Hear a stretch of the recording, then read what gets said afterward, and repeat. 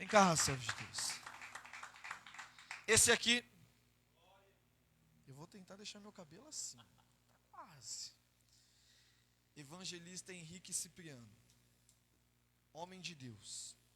Com um lindo testemunho. Irmãos, ele esteve aqui há mais ou menos 1 mês e meio, 2 meses, né, alguma coisa assim. Não conhecia. Jorge nos apresentou. Homem de Deus. Tem uns irmãos aqui que já conhecem ele, né, Daniel?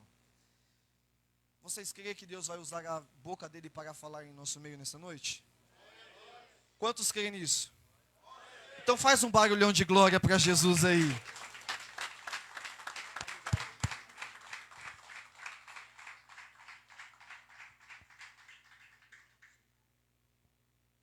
Aleluia. Cumprimento o povo de Deus com a paz do Senhor Jesus, amém? Pode tomar os seus assentos por um minutinho. Louvado seja Deus. Enquanto você se assenta, eu gostaria que você alcançasse na sua Bíblia o livro de Efésios, no seu capítulo de número 1. Amém? Enquanto a igreja procura, eu gostaria de agradecer a Deus por mais uma rica oportunidade que o Senhor concede em poder ministrar a tua palavra. Nessa noite, quero tributar a Deus a vida do pastor Rafael, a sua esposa Letícia, a missionária Letícia, os pastores da casa, os irmãos da minha retaguarda, o Jorge, meu amigo que me fez o convite a esse congresso, e já tem acho que uns 2 meses, irmão, que eu não durmo por conta dessa palavra. Pastor, nessa caminhada já tem para fazer 15 anos. Nunca tive uma mensagem tão difícil para preparar que nem essa, igreja. Diante de Deus, pensa numa mensagem que me tirou o sono por muitos dias. Mas eu creio que Deus tem uma palavra poderosa aos nossos corações nessa noite.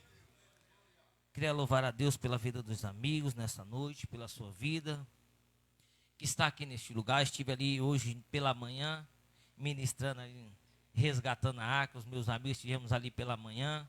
O pão diário, Deus falou naquela casa. E eu creio que Deus já está falando desde o começo do culto sobre este lugar.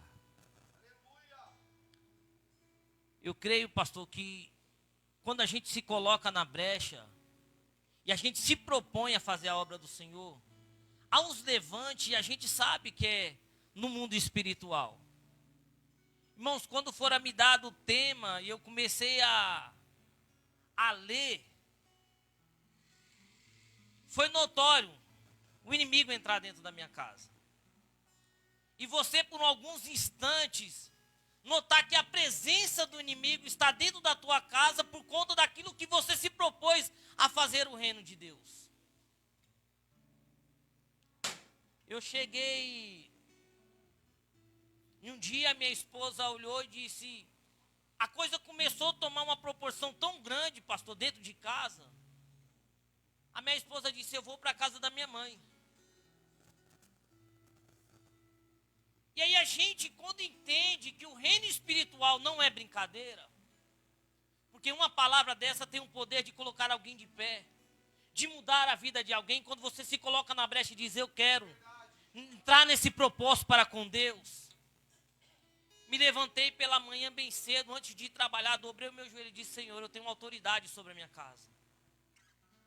Irmão, eu nem iria começar a falar sobre isso, mas Deus disse: fala, porque tem alguém aqui nessa situação dentro da igreja. Para eu levantei de manhã, dobrei meu joelho no meu sofá e disse: Deus, eu tenho autoridade dentro da sua casa. E também tenho dentro da minha. Em nome de Jesus, o Nazareno, aquele que derramou o sangue na cruz do Calvário, eu repreendo toda a potestade, todo o principado que tem se colocado dentro da minha casa. Foi como o Espírito Santo de Deus tirasse um peso das minhas costas. E eu vi a presença do Senhor sendo manifesta outra vez dentro da minha casa. Mas eu disse: Deus, eu preciso entender qual foi a legalidade que foi dado para entrar dentro da minha casa. E eu estava entre amigos e disse o que tinha acontecido dentro da minha casa. Alguém entrou dentro da minha casa. E quando ela entrou, pastor, ela começou a apontar algumas coisas e minha esposa teve um sonho com ela depois. E aí Deus disse: o inimigo entrou dentro da tua casa. E não bastasse só isso, sexta-feira, eu fui na casa do meu pai, e meu pai quase veio a óbito. Eu cheguei na casa dele, eu torci o joelho e quase não consegui mais andar durante essa semana. E quando foi ontem, eu estava meditando, eu estava profundo na intimidade para com Deus, chegou uma mensagem. Clonaram meu cartão, gastaram R$ 3.700. E tudo isso para tirar aquilo que Deus tem para entregar nessa noite. Se fosse você, não saía daqui de qualquer maneira. Porque Deus tem uma palavra poderosa aos nossos corações nessa noite. Mas vale a pena pagar o preço por essa palavra que ainda muda e transforma as vidas. Você que alcançou o texto nessa noite, se coloca de pé. E eu também trago a paz do meu pastor William, a pastora Basti. A igreja recebe a paz dos meus pastores. Congrega ali na Assembleia de Deus, Ministério das Nações de Santo André. Disse: pastor, vou ir lá fazer a obra. Ele disse: deixa Deus te usar na casa. E hoje não faço a companhia da minha esposa, que chegou uma cunhada de muito longe, ela ficou lá. E ela disse: vai na paz, diga para a igreja, recebe a paz da minha esposa nessa noite. Livro de Efésios, no seu capítulo de número 1. Nós vamos ler, louvado seja Deus, o verso de número 11 até o 14. Eu vou ler o 11, a igreja o 12, e o 13, a igreja o 14. Amém? Louvado seja Deus. Diz assim: nele digo, em quem também fomos feitos herança, havendo sido predestinado conforme o propósito daquele que fez todas as coisas, segundo o conselho da sua vontade. Igreja.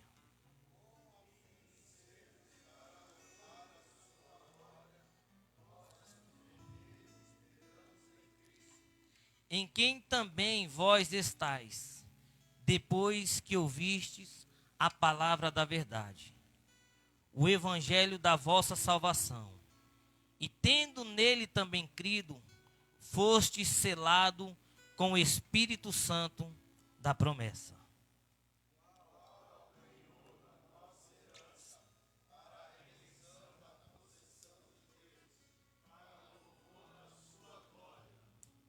Aleluia. Vamos ler todos juntos o 14, que é o tema desse congresso. No 3. 1, 2, 3. O qual é o penhor da nossa herança, para a redenção da possessão de Deus, para o louvor. Aleluia. Pode tomar os seus assentos glorificando a Deus nessa noite. Aleluia. É um tema, louvado seja Deus, difícil por demais de entendimento. E foi cavar as escrituras, louvado seja Deus, a gente vai entender que do capítulo 1 até o capítulo de número 6, é a manifestação de Deus para conosco, mostrando a salvação para a eternidade daqueles que acreditam na palavra do Senhor. Do capítulo 7 até o verso de número 12, é a manifestação de Jesus, mostrando por qual caminho que nós seremos salvos. Louvado seja Deus. E o 12 e o 13 vai nos dizer acerca da promessa, do selo, que é o Espírito Santo de Deus. É uma palavra, louvado seja Deus, profunda por demais. Porque é a manifestação da Trindade, Pai, Filho e Espírito Santo de Deus.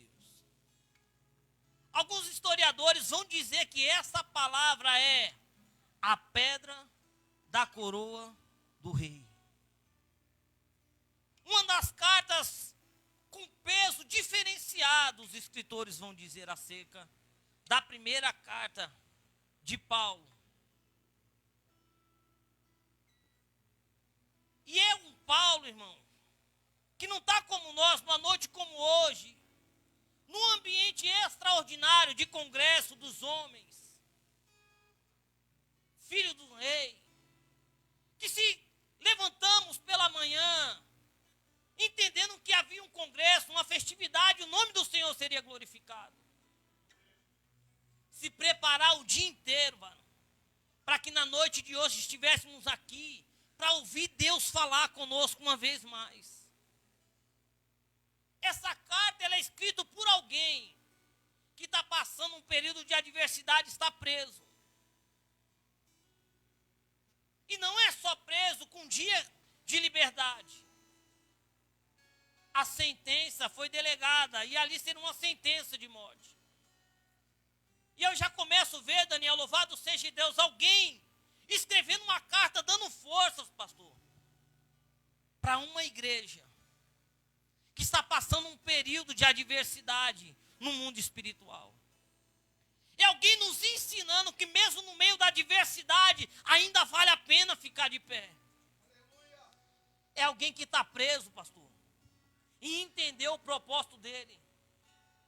Que tudo nesse mundo é passageiro. Tudo aquilo que nós conquistamos vai ficar, nós não vamos levar nada. É alguém que entendeu no ministério da palavra, que vos ensinou o Senhor Jesus. Dizendo para o apóstolo Paulo, que o homem pode prender este corpo físico. O ser humano pode prender esse corpo físico que a gente tem. Mas ninguém tem poder de, estando Jesus derramado o sangue dele, prender a nossa alma. Ele entendeu que mesmo no meio da adversidade ainda dá tempo de entregar forças para alguém que nessa noite está fraco na caminhada. É entender nesse texto, louvado seja Deus, e a gente vai cavar as escrituras, vai entender o apóstolo Paulo, quando entra pela viagem missionária na cidade de Éfeso. A história vai dizer que a cidade de Éfeso era uma cidade portuária, uma cidade que entrava e saía as riquezas daquela cidade. Por sinal, pessoas de alto escalão tinha naquela cidade. Pessoas bem-sucedidas. Pessoas que, louvado seja Deus, estavam naquela cidade, mas estavam com a visão fechada naqueles dias. Porque havia um templo chamado de deusa Diana, a deusa dos Efésios. Quando o apóstolo Paulo chega por aquela cidade, louvado seja Deus, ele encontra um povo se dobrando o joelho a uma deusa, louvado seja Deus, que não pode fazer nada pelo homem. Aonde se fazia sacrifícios humanos para uma deusa, para requerer alguma bênção. Quando o apóstolo Paulo chega na obra missionária, ele está sozinho nesse dia. Eu começo a enxergar, louvado seja Deus, o meu e o teu ministério. Quando a gente começou na caminhada e disse, Senhor, envia-me a mim. Porque quando tudo está bem, é fácil a gente ser enviado e querer que Deus conclua o propósito que Ele nos chamou. É você chegar, louvado seja Deus, num lugar que ninguém quer ouvir a palavra do Senhor. Aonde tem uma deusa que as pessoas se prostram todos os dias acreditando que ela pode mudar a história. Ele vem na contramão da lógica para ensinar para aquele povo que há um Deus sentado no trono. Alguém que já pagou o preço na cruz do Calvário pela vida deles.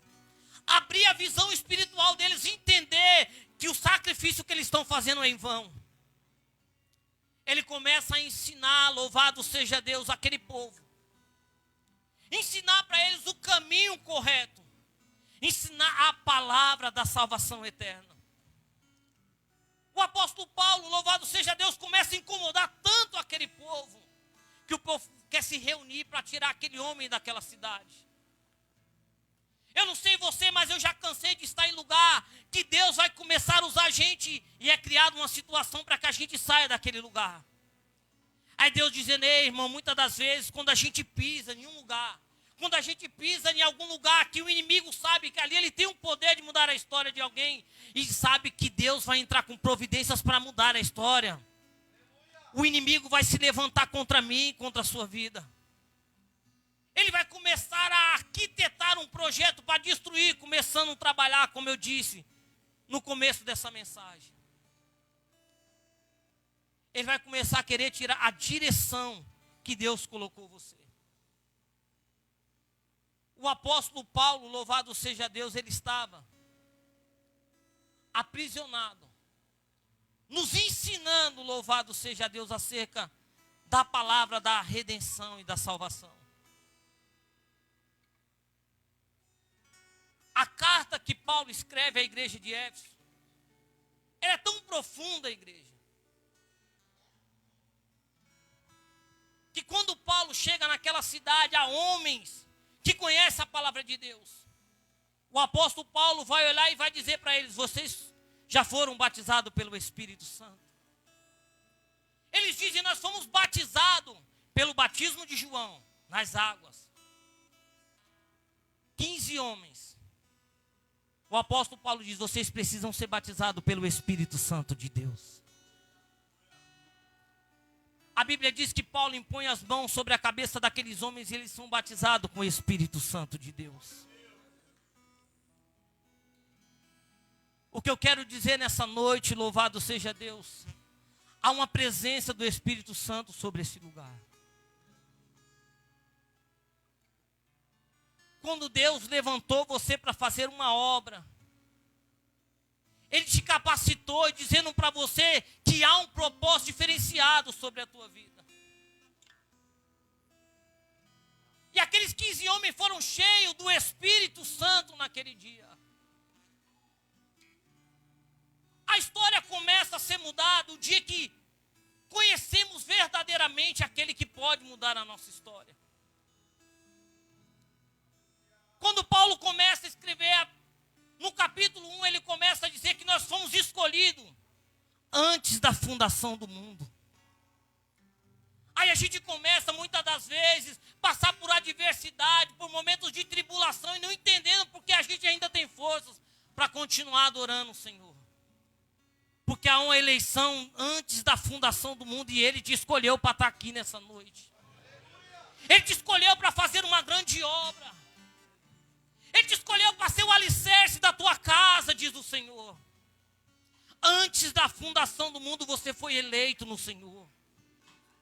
Antes da fundação do mundo, Ele já disse: ei, meu servo, ei, minha serva, vai ter dias que vai ter vontade de você parar. Vai ter dias que dá vontade de largar a obra, dizer: eu não quero mais. Mas você foi eleito antes da fundação do mundo. É o Senhor chamar várias pessoas para o ministério e você no meio da caminhada olhar para trás e dizer: quantos desistiram? Eu ainda estou firme na palavra do Senhor. É Deus dizendo: desde o começo da eternidade tenho eu um propósito contigo. Ah, você olha a adversidade batendo na porta e você olha dentro da sua casa e diz: como que não desmoronou? É Deus dizendo: porque desde o começo da eternidade eu te chamei como coluna dentro da sua casa.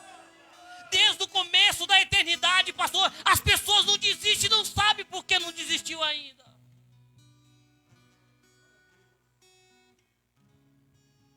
Porque a eleição, ela escolhe. E Ele vai nominar, Daniel, dizendo: vai passar o vento. Vai passar os dias de adversidade. E aí você olha para essa palavra e procura força da onde não tem, diz: Senhor, amanhã eu vou no congresso. Se eu te perguntar para alguém aqui como foi do começo do ano até esse mês, muitos vão dizer: quase desisti. Eu quase parei. Porque quando a adversidade bate na porta e a gente não entende por que bateu, a gente não entende porque o propósito está acontecendo na contramão daquilo que a gente acredita. E eu estava lendo essa mensagem e Deus me fez lembrar um testemunho, um jovem chamado Felipe, de uma família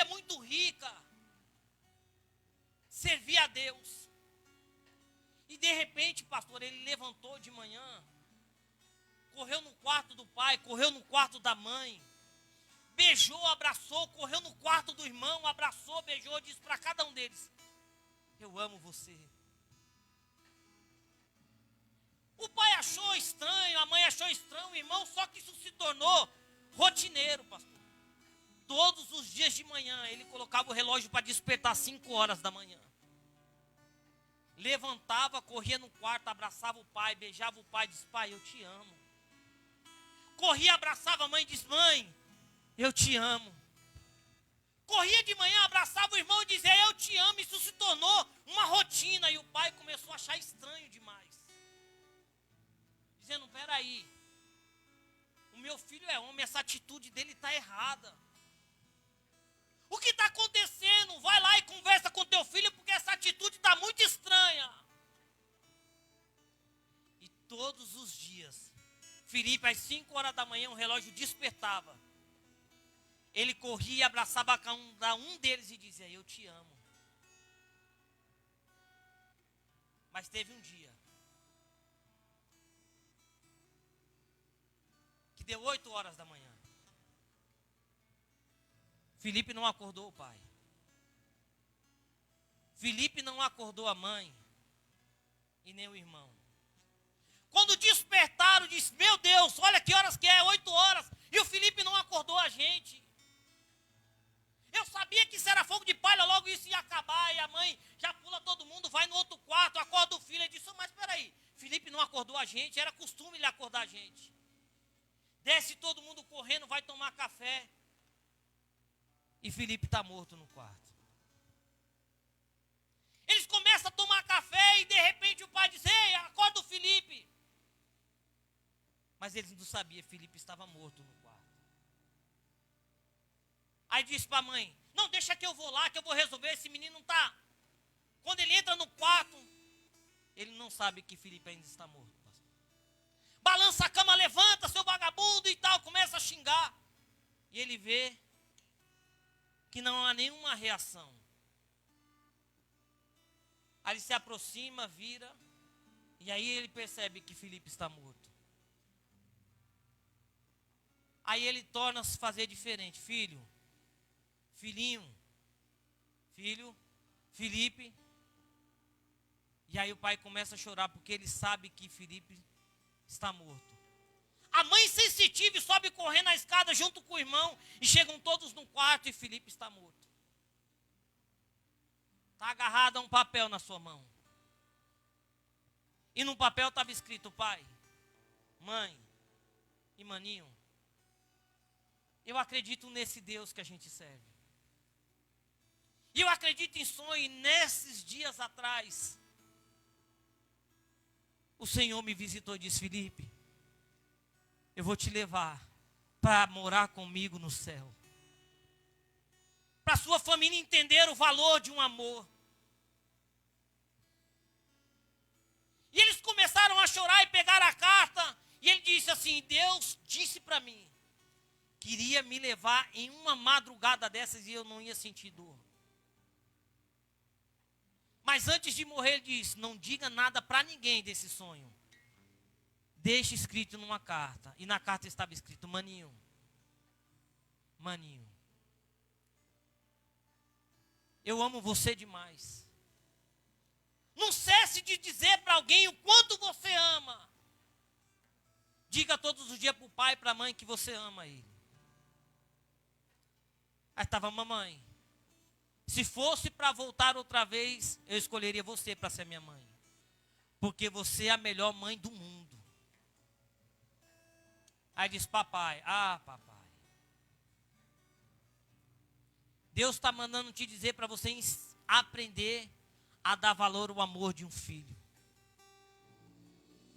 Todas as vezes que eu te abraçava e você olhava para mim, você não entendia porque eu me levantava às 5 da manhã, porque todas as vezes que o relógio despertava, eu me levantava às 5 da manhã, eu entendia que Deus tinha me dado mais 24 horas de vida. É Deus dizendo para alguém aqui nessa noite: você tem a oportunidade de dizer para alguém que você ainda ama. Você tem a oportunidade de chegar em casa na noite e decidir abraçar alguém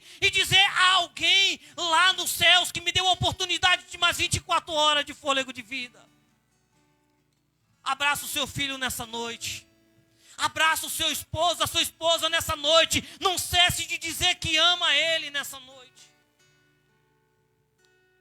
É isso que o Senhor está nos dizendo, que nos chamou numa eleição, dizendo: ei, vai vir um tempo que eu vou cortar o fio de prata. Mas enquanto o fio de prata não é cortado, quero você na minha obra, fazendo a obra com veracidade, diz o Senhor. É Deus dizendo que deu a oportunidade uma vez mais de estarmos aqui na presença dEle, enquanto os muitos não têm mais oportunidade de estar adorando o Senhor nessa noite. Ainda há tempo de dizer para alguém que a gente ama de verdade. Há tempo de dizer para alguém que esse Deus que nos chamou deu o privilégio de mais um dia respirarmos um fôlego de vida. E saímos daqui nessa noite entendendo que o propósito dele na cruz do Calvário foi por amor, pela minha e pela tua vida. Do capítulo 7 ao capítulo de número 12, ele vai demonstrar esse amor à igreja. Ele vai olhar para a igreja e falar acerca da remissão dos nossos pecados. Nós fomos redimidos. Remissão é o perdão dos nossos pecados, diz o Senhor. Quando o apóstolo Paulo vai dizer acerca da remissão, ele vai dizer: olharam para você, apontaram os seus erros, apontaram as suas falhas. Mas foi por conta disso que eu me entreguei na cruz, no Calvário. Para redimir os seus pecados, para mostrar para você o amor incondicional. É Deus dizendo em João 3,16: e Deus amou o mundo de tal maneira que deu o seu Filho unigênito para todos que nele crê não pereça, mas tenha vida eterna. Há um amor incondicional nessa noite sobre a minha e sobre a tua vida. Eu preguei no pastor Alex, no Resgatando a Arca, nessa manhã, dizendo que ele foi levado ao matadouro como ovelha muda. E a gente não, qualquer adversidade a gente não quer. Ele foi levado como ovelha muda ao matadouro e no meio do caminho alguém vai cuspir no seu rosto. No meio do caminho, louvado seja Deus, ele não vai suportar carregar a cruz sozinho. Ele vai cair no meio do caminho, está esperando alguém que seria um dos discípulos para carregar a cruz. E quando ele passa por isso, pastor, eu vejo um pastor carregando uma igreja, muitas das vezes, que a situação é adversa. E a gente, quando está na frente de um trabalho, espera que alguém que esteja conosco nos ajude a carregar a cruz. Mas a Bíblia diz que eles estavam de longe, Jorge, observando. Mas Deus diz na noite desse dia: você pode não ajudar a carregar a cruz, mas Ele vai preparar um Simão Sirineu para ajudar a carregar a cruz do Senhor. Irmãos, a gente se propõe a estar na obra, mas o dia que a adversidade bate na porta, que ele precisa, o pastor da igreja precisa de um auxílio para que a igreja continue a caminhar. Parece que os discípulos se viram as costas para Jesus agora. E carregar a cruz não é para qualquer um. Porque a cruz é um peso. E nem todos suportam o peso da cruz. Um dos discípulos disseram: se possível, morrerei contigo, Senhor. Irmão, no dia da adversidade, eu já passei por isso e não foi uma vez só. Quando a adversidade bate na sua porta, aqueles que todos os dias estavam presentes já não vai estar mais. Eu estou pregando para alguém aqui que está vivendo um dia de adversidade, que a casa estava cheia algum tempo atrás e já não tem mais ninguém para apoiar nessa noite. Eu vim pregar para alguém nessa noite que está passando os piores momentos do ministério espiritual, financeiro e sentimental, e está aqui nessa noite e não está entendendo o que está acontecendo ainda. Irmão, a remissão dos pecados vai muito mais além. Você vem num culto como esse, num congresso como esse, entendendo que Deus pode mudar a história. Eu acredito tanto num culto, irmão, que Deus vai vir aqui nessa noite para mudar a tua história, eu acredito. Vai te pegar no colo, vai carregar com você, dizendo: ei, filho, fique em paz que eu vim nessa noite te carregar, mesmo sabendo que você não tem mais forças para andar. Não ouço quem fala de você, fique em paz, porque quem fala de você não pagou o preço na cruz, no Calvário. Quem fala de você não derramou a última gota de sangue naquela cruz pela sua vida. Diz: eu não sei como você suporta viver essa vida. Eu não sei como você consegue ficar dentro dessa casa, dentro desse trabalho. E Deus está dizendo: sou eu que fiz uma eleição. Desde o começo da eternidade, te escolhi para estar de pé nessa noite, diz o Senhor. É por isso que você veio nessa noite, mesmo sem força, sem poder andar, diz: eu acredito que o Senhor pode mudar a minha história nesse lugar. E Ele está aqui nessa noite, quer falar contigo, dizendo para você: ei, não desanima não, não para não, porque veio eu nessa noite para te carregar no colo, diz o Senhor. Aleluias! É esse Jesus que muda a história. É esse Jesus que Ele muda o cativeiro, louvado seja Deus.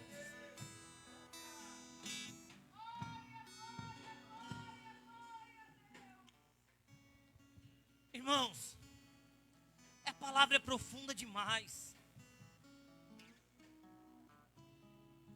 Porque essa palavra, ela tem um poder tão avassalador. Eu gosto de contar o testemunho, porque a gente vive o testemunho. Estava resgatando a arca. No começo do meu ministério, uns 14 anos atrás, pastor. Pastora Meire estava lá, o pastor Alex. Cheguei na igreja, Jorge. Arrebentado, irmão. Sabe quando você não tem esperança que a vida vai mudar, Daniel? Falei disso, vou lá no pastor Alex. Saí de casa, irmão, e tem dia que você está mal. Ao inimigo sabendo, ele vai e coloca outra situação para te derrubar de vez. Não vou entrar em detalhes. Eu li um papel, irmão, que me tirou o chão, pastor. Irmão, naquele dia eu falei: Deus, se o Senhor puder, me leva nessa noite. Para mim não dá mais. E subi chorando. Eu morava aqui na Gleba na época. Subi chorando na rua. Cheguei na igreja, fui pensando, pastor Miguel, chegar lá, vou sentar lá no fundo da igreja, ficar bem quietinho. Quando eu olhei, só tinha 2 bancos. Bem aqui na frente.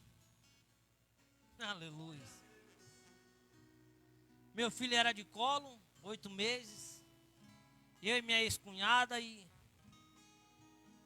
Falei: Jesus, logo lá na frente. Irmão, estava vivendo um processo que até o hino da harpa eu estava chorando. Sentei aí, profeta, onde você está, e a lágrima não cessava. E aí eu me lembro que tinha uma missionária sentada no altar, também chorava copiosamente. Eu olhava para ela e disse: essa daí também está provada. Essa daí também está passando vale. Irmão, a gente está tão... Quando a gente se lança na obra, a gente vai passar desafios que não é todo mundo que suporta passar. Porque quando a gente foi escolhido desde a eleição, antes da fundação do mundo, o inimigo já sabia o propósito que Deus tinha sobre a minha e sobre a tua vida. Ele vai criar barreiras e circunstâncias para que você não entre no propósito que Deus quer te colocar. Aí quando essa missionária pegou o microfone, pastor, ela olhou para mim e disse: varão, não é porque você está chorando não. Mas assim te diz o Senhor: na noite de hoje cessa o seu choro. Estou eu cessando tudo aquilo que te faz chorar na noite desse dia, diz o Senhor. Irmão, eu chorava. Atendendo um cliente, eu começava a conversar e daqui a pouco eu estava chorando. E ela disse: hoje cessa. Ela falou: eu não sei o momento de luta, de provação que você está passando, mas Deus diz: cessa nessa noite o choro. Eu estava vivendo um relacionamento frustrado, minha mulher tinha largado a aliança e foi embora, eu disse, eu não quero mais. Eu com uma criança com 8 meses, sem saber o que fazer, tendo que sair de madrugada para trabalhar. E muitas vezes não tem ninguém, pastor, eu colocar ele na van, uma coberta, uma mamadeira e orar a Deus. Disse, Deus, não deixa ele acordar antes de terminar as entregas. E aí eu corria no cliente, fazia a entrega, quando eu voltava, ele estava dormindo. Fazia entrega, voltava, ele estava dormindo. Quando eu terminei a última entrega, eu terminava, ele acordava, chorava e eu dava a mamadeira. Eu disse, Deus é fiel. Deus ainda escuta a oração do justo. Eu não sei o que você pediu nessa noite, mas Ele ainda ouve a oração do justo nesse lugar. Irmão, passei provação, mas não é porque o inimigo entrou dentro da minha casa. Deus já tinha me avisado, filho, se prepara. Eu fazendo entrega no mercado, Jorge, uma missionária parou e disse que estava perdida. Quando ela me viu, disse, não estou perdida não. Já sei o que é que Deus quer. Dentro do mercado, num caixa, para receber do cliente, ela disse, Barão, você conhece Jesus? Eu disse, já ouvi falar que Jesus é bom. Jesus é bom? Deus não dá muita oportunidade, mas Ele está te dando 2 hoje. Você disse que Jesus é bom, disse sim. Você quer aceitar Jesus hoje como seu único, suficiente, eterno, exclusivo Salvador? Agora, eu disse, eu aceitei Jesus dentro do mercado, igreja. Porque quando Jesus escolhe, chama e faz a obra, não importa o lugar que você esteja. Ele vai te colocar num propósito que Ele te chamou. Quando eu terminei, varão, que eu aceitei Jesus dentro do mercado, ela falou, agora se prepara, que eu vou falar o que Deus mandou falar. Não é só aceitar Jesus. É suportar aquilo que vai vir depois. Ela falou assim, eu não sei como você vive. Eu sei que você é casado porque eu vi a aliança. Eu não sei no que você trabalha. Eu não sei como que é seu dia a dia. Mas se prepara porque vai vir um vento avassalador. Vai balançar a figueira. Não vai sobrar galho. Não vai sobrar folhas e nem frutos. Tudo que você tem, se quiser contar, ela diz para mim, se você quiser contar, hoje, daqui 1 ano, tudo que você tem será tomado, só vai te sobrar você e esse Jesus que você aceitou hoje. Só que você não conhece o que é Deus, porque você acabou de aceitar Jesus e você sai como se nada tivesse acontecendo. 6 meses depois eu perdi a empresa. 7 meses depois eu perdi a esposa. 8 meses depois eu perdi o carro, perdi a van. Só não perdi esse Jesus que está aqui nessa noite. Que veio nessa noite dizer para alguém aqui que ele ainda muda história. Ele veio nessa noite, eu nem ia pregar sobre isso, igreja. Mas não é eu que mando, é Ele que ordena, e Ele que faz o querer e a vontade dEle. Irmão, eu fiquei 1 ano no meio da luta e no meio da prova. E quando a gente está no meio da luta, no meio da prova, a gente começa a ouvir Deus falar. Aí eu estou no carro dirigindo lá em Guaianazes para fazer uma entrega. E Deus disse, liga para a tia do menino e fala para ela fechar o portão, porque a mãe vai ir buscar o menino. Eu disse, eu estou ficando já doido no meio dessa luta, pastor. Estou continuando dirigindo. Deus diz, Deus no meu ouvido de novo, liga para a tia do menino e manda ela fechar a porta. Peguei o telefone, liguei e falou, não fecha a porta aí porque a mãe do menino vai... Você está ficando doido, agora você endoidou com esse negócio de igreja, de essa sua vida. Fecha o portão. Quem te falou? Eu falei, eu não conheço ele pessoalmente, mas eu vi a voz de Deus. Ela falou, eu vou fechar, mas que você está ficando doido, você está. Então ela fechou o portão, quando ela subiu, a mãe foi buscar o menino. E quer derrubar o portão e quer... Daqui a pouco ela foi embora. Aí ela me ligou e falou, quem te falou que a mãe ia buscar o menino? Falei, foi Deus. Ela falou, quando eu desliguei, que eu fechei o portão, ela veio buscar o menino. Sabe o que eu quero dizer para você nessa noite? Que no meio dessa luta você vai ouvir a voz de Deus te dando uma diretriz nessa noite. No meio dessa adversidade, adversidade que você quer parar, quer desistir, Deus está dizendo, fique em paz, que vou eu te visitar por esses dias, diz o Senhor. Não é no meio de uma tempestade, vai vir um vento, vai vir uma tempestade, vai balançar o monte, mas eu não estou no meio, mas quando eu vim, você vai ouvir uma voz mansa e suave, e vai entender, ei, sai dessa caverna, cinge os teus lombos e volta, porque tenho eu uma grande obra para contigo, diz o Senhor.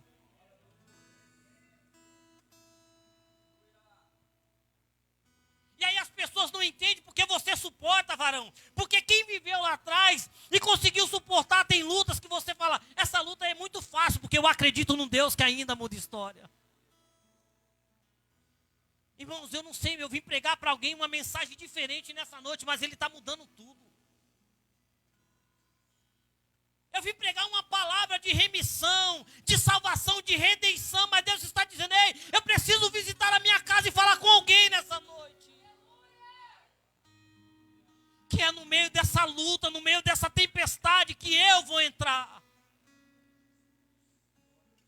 É Jesus no meio do barco, louvado seja Deus, as ondas sendo agitadas e os discípulos quase morrendo.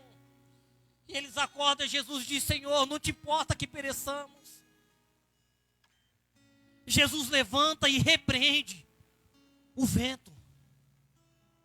Porque se Jesus repreendesse o mar, o vento ia continuar jogando água para dentro do barco. A preocupação dos discípulos é que o barco estava enchendo de água. É Deus dizendo a tua preocupação que o seu barco parece que está afundando, né? Parece que não vai ter jeito, né? Mas Ele está no barco nessa noite. E diz, eu estou me levantando nessa noite e repreendendo o vento. E dizendo para o mar, cala-te, ó mar. Porque venho eu na noite desse dia dizer para a minha igreja, num congresso como esse, dizendo que eu ainda tenho um propósito contigo nessa terra dos viventes.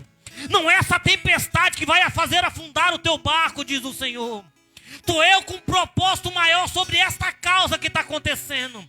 Você não está entendendo nada por conta dessa luta, por conta dessa provação. Mas Ele está dizendo, quando eu estou no barco, alguma coisa acontece. Se o propósito é chegar do outro lado, vamos chegar junto. Do outro lado, diz o Senhor.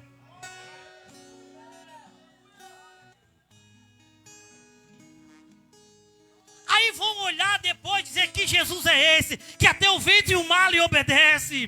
Que Jesus é esse que fez cessar a tempestade como ninguém acreditava mais. Irmão, Ele veio mudar a história nessa noite. Dizer para alguém nesse congresso que está escrevendo uma nova história para alguém aqui. Está escrevendo com letras douradas, letras garrafais, para que todo mundo que passar de longe entender, dizer, Deus verdadeiramente mudou a história. Deus verdadeiramente fez algo diferente acontecer. Porque é esse Deus que eu acredito que há 15 anos atrás mudou a minha história, dizer, ei filho, cinge os teus lombos, porque longa é a tua caminhada, diz o Senhor. Aleluias. Ele muda a história. Ele ainda é o mesmo Deus e não mudou. É esse Deus que todos os dias eu me levanto e diz obrigado, Senhor, porque o Senhor me deu mais um fôlego de vida. Aleluias. Irmão, eu sinto a presença dEle aqui. Eu sinto a presença dEle na casa, porque Ele diz, filho, vou eu nessa noite curar o coração da minha noiva. Ele sabe como está o teu coração aqui nessa noite. Ele sabe que quando você saiu da tua casa, disse, Deus, eu vou lá. Mas o meu coração não está naquele culto. Deus, eu vou lá, mas eu sei que se o Senhor não falar comigo por esses dias, eu vou desistir. Eu sinto a presença dele. Diz para minha noiva que estou eu fazendo uma cura no coração da minha noiva nessa noite. Não é só mais um congresso, é uma história de alguém sendo mudada. Se você crê nessa noite, você sair daqui com a sua vida transformada, diz o Senhor. Aleluia.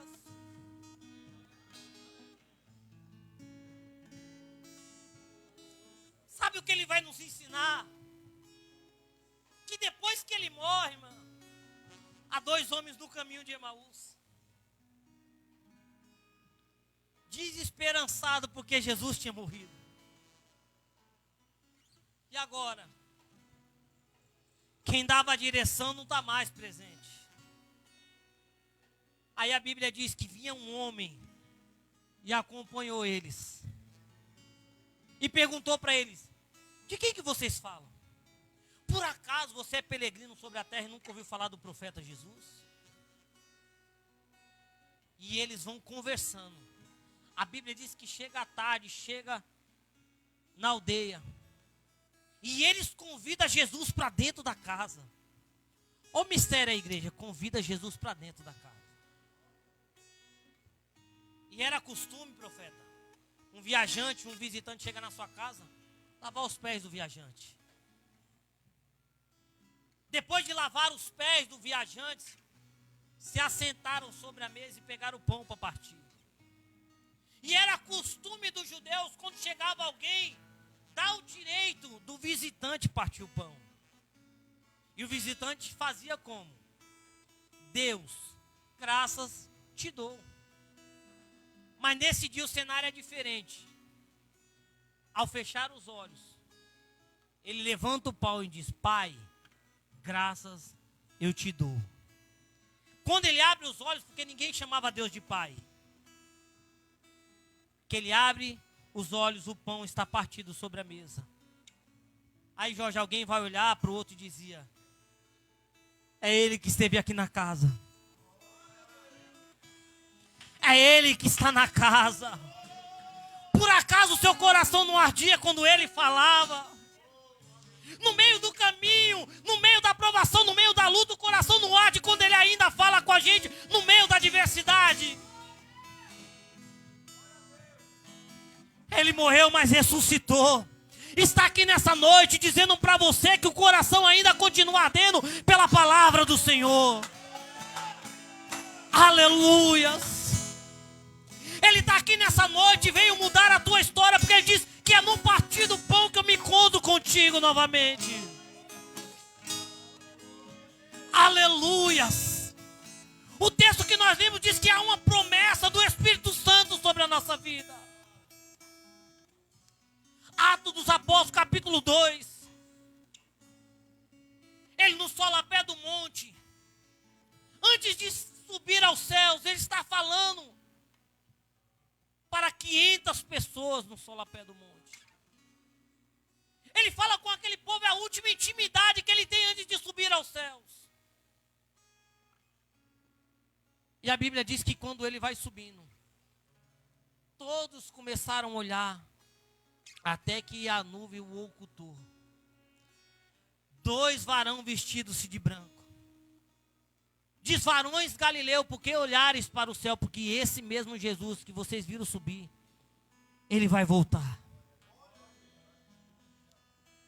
Mas a promessa dele diz: ficai em Jerusalém até que do alto sejais revestido de poder. Irmão, é um mistério nessa palavra. Quando ele diz ficai, não é para ir para outro lugar. Ficar em Jerusalém e permanecer mesmo no dia da adversidade.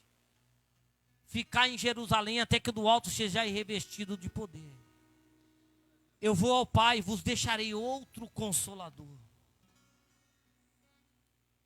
Aí a Bíblia vai dizer que estando eles no cenáculo, veio do céu um som, varão. Não é o vento, é só o som de um vento veemente impetuoso. Olha o mistério. Nem todo mundo puder ouvir o som do vento. Quem está aqui nessa noite e acredita que ele ainda muda história, vai começar a ouvir aquilo que ninguém ouve mais.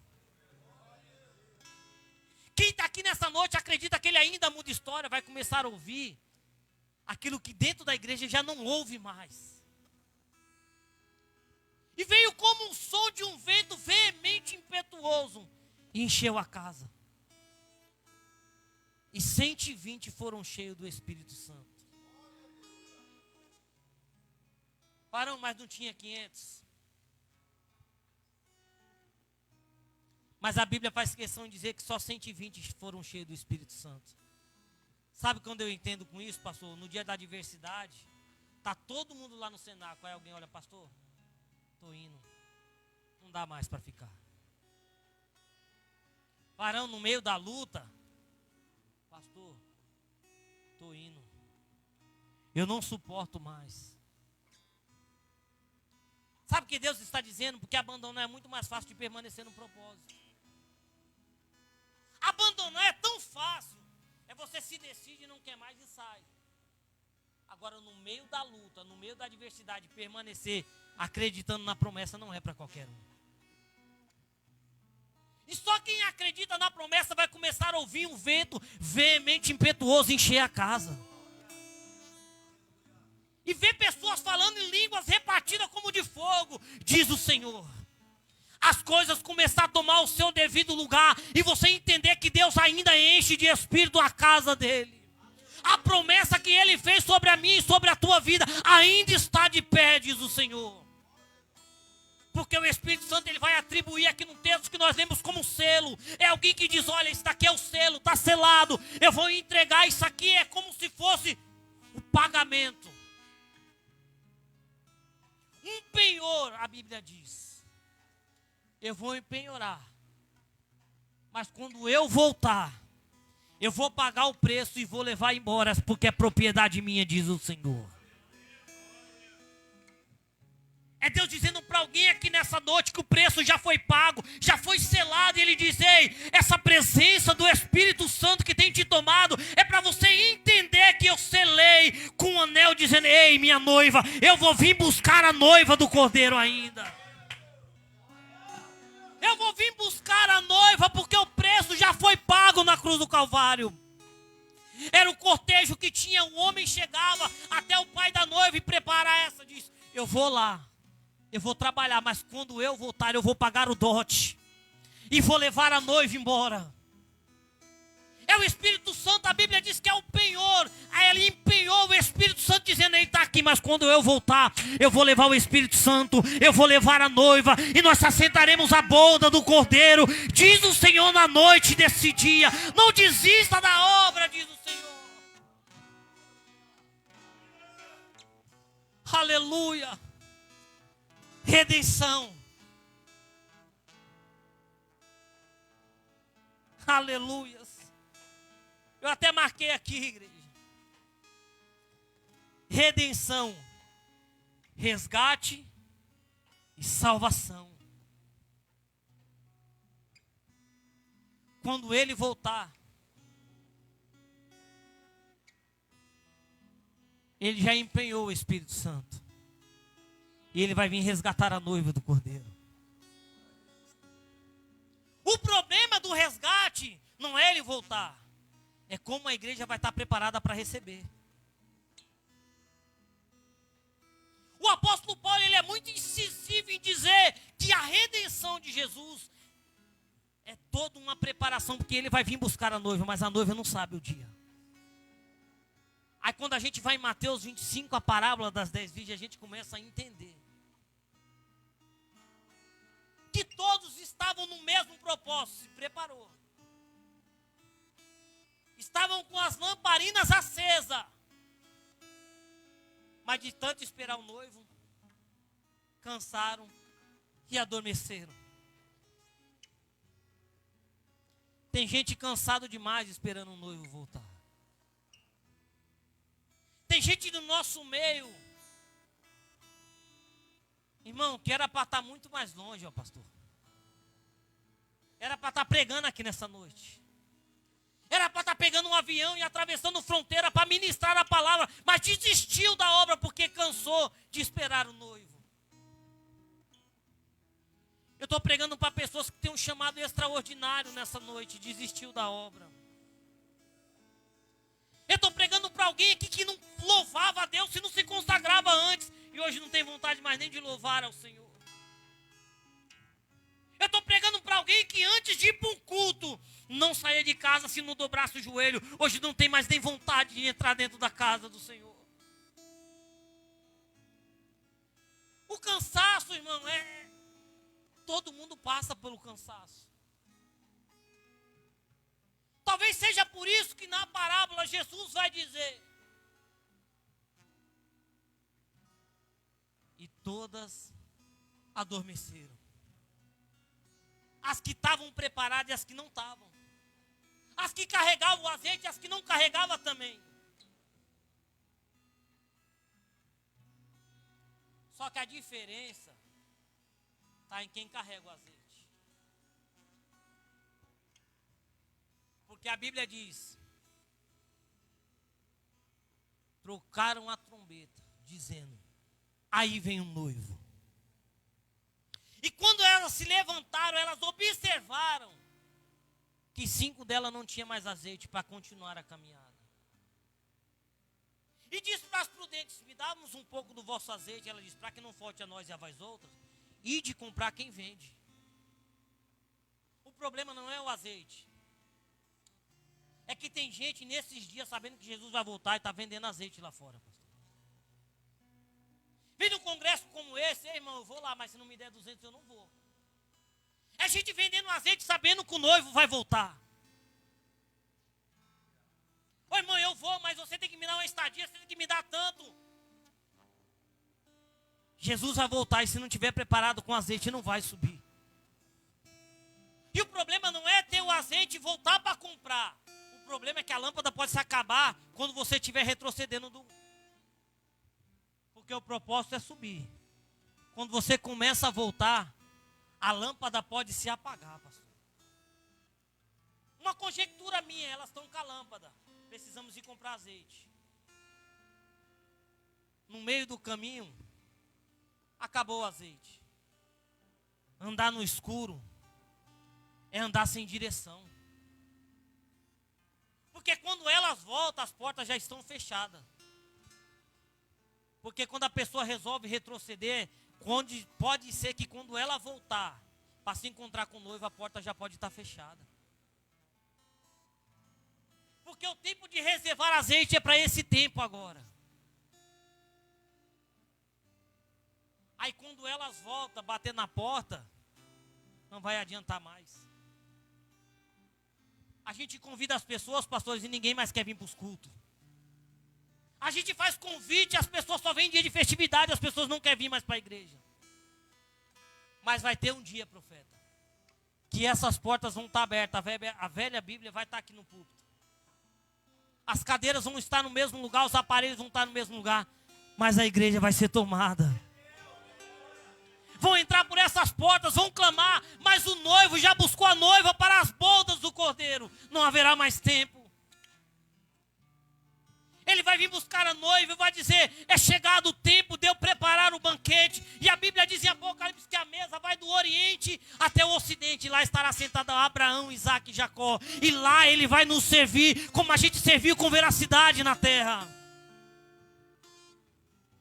Haverá esse dia que a televisão dará notícia: a igreja, aquele povo louco que gritava, foi arrebatado, todo mundo sumiu, ninguém sabe o que aconteceu com a igreja. É Jesus dizendo à igreja que já não aguenta mais sofrer, que já passou por luta, por adversidade e foi tomada para a glória do Senhor.